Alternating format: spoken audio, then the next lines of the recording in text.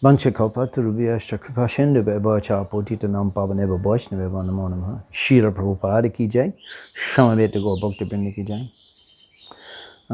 Sri Chaitanya Mahaprabhu, he spoke to Nityananda Prabhu in Jagannath Puri that Nityanande Aggidilo Jao Gaudadeshe Anargal Prem Bhakti Kodaho Prakashe. You go to Gaudadesh, Bengal, and distribute without restriction, Prema Bhakti.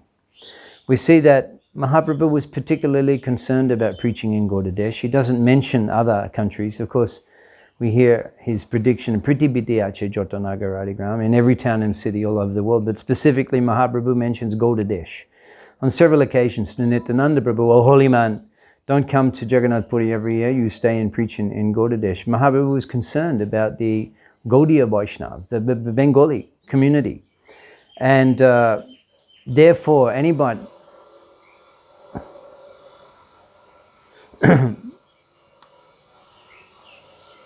And therefore, those devotees who preach in Gaudadesh naturally become very much dear to Sri Chaitanya Mahaprabhu. His Holiness Bhakti Raghav Shami Maharaj is one such devotee, pioneering the Namhata preaching in Mayapur and all throughout West Bengal, which has become so successful. We count in the millions of followers of Namhata in West Bengal, Assam, Orissa, and East Bengal, Purba Bengal, Bangladesh. And His Holiness Bhakti Raghav Shami Maharaj was one of the pioneers of the Namhata preaching in Bengal. The historians will describe how a handful of Western disciples of A.C. Bhaktivedanta Swami Srila Prabhupada revived Gaudiya Vaishnavism, the traditional culture of Bengal, revived Gaudiya Vaishnavism in Bengal. And that is a wonderful achievement. And His Holiness Bhakti Raghav Shami Maharaj is amongst those exalted Vaishnavas that can take credit for that. I particularly appreciate His Holiness's commitment to the Varnashram mission of Srila Prabhupada.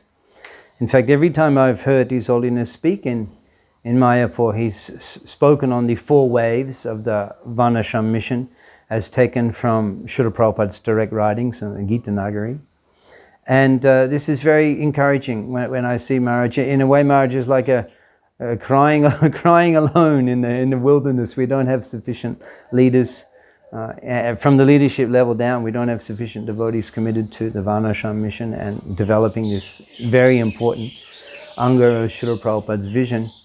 And the constant voice and commitment and enthusiasm of His Holiness Bhakti Raghav Swami Maharaj is very much encouraging for us who believe in the importance of this mission.